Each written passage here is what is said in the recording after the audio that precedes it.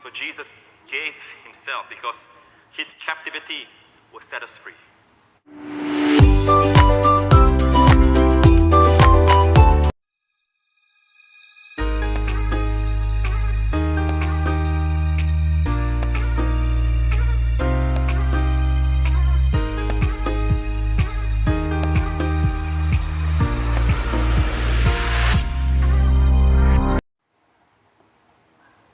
Now they plotted how to destroy him.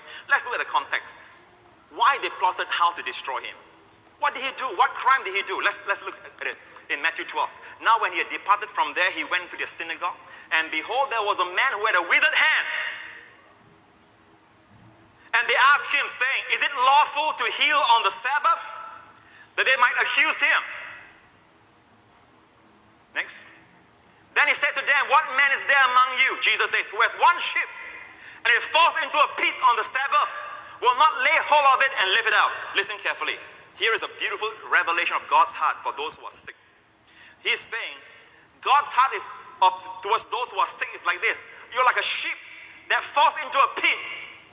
Will you not lay hold on the sheep and bring it out immediately? And by the way, the word lay hold is a powerful word from the word kratos, divine energy and strength. All the power of God goes into rescuing you from the pit of disease. That's what he's saying. This is God's heart. Of how much more value then is a man than a sheep, Jesus said. Now, we're talking about why they plot how to destroy him, okay? This is still chapter 12. All right? Therefore, it's lawful to do good on the Sabbath. Then Jesus said to the man, stretch out your hand.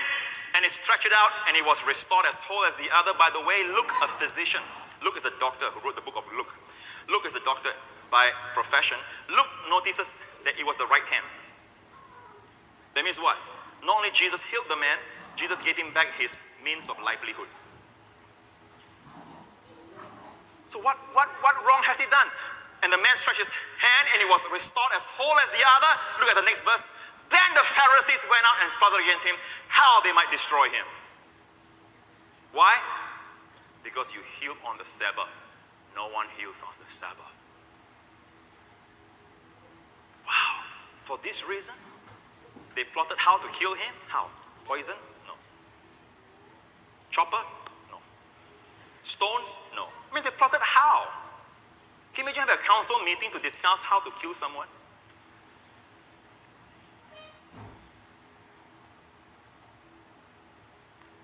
Finally, the Bible tells us when Jesus was captured. You know, when I say Jesus was captured, you all know that he cannot be captured.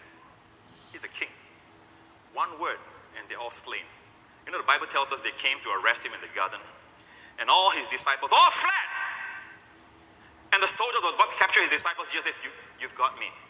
Let them go. So they all fled. Okay?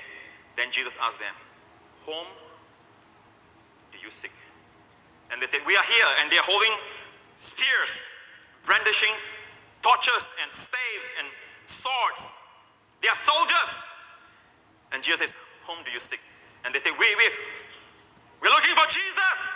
And he stepped forward and he used that name of God in the burning bush. He says, I am. Bang! They all fell to the ground. Read the Bible in the Gospel of John. They all fell to the ground.